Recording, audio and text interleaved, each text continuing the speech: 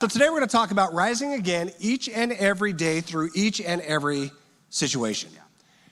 And that's critically important because during this series we've talked about big picture stuff, rising from national turmoil, internal turmoil, rising again when our story just goes south. Big picture stuff. Today we're going to talk about the day-to-day.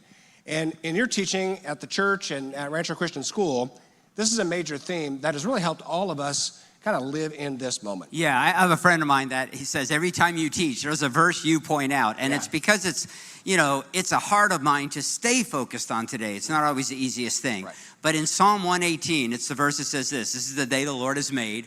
I will rejoice and be glad in it.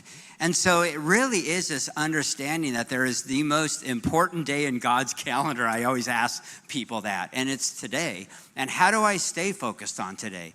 And it doesn't mean I ignore yesterday or tomorrow, but actually today becomes a litmus test for me in a lot of ways where I'm kind of going, how am I handling today? And if I'm not handling it well, then I begin to sit there and look and say, okay, where might I have an unhealthy view of yesterday or an unhealthy view of tomorrow?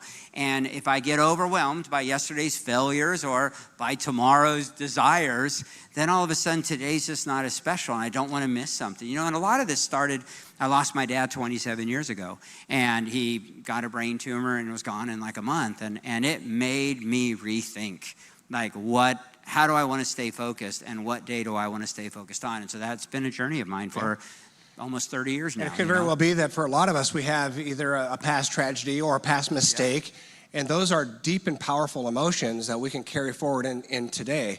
Now, the past mistakes and maybe some guilt or shame or grief or even wounds from being hurt, it's part of our story. So we don't deny it and say, well, it never happened or it means nothing. No, it does. But it doesn't necessarily have to control today. Same thing in the future. We can have some plans for the future or expectations of the future or anxieties about the future. That shouldn't rob us of today.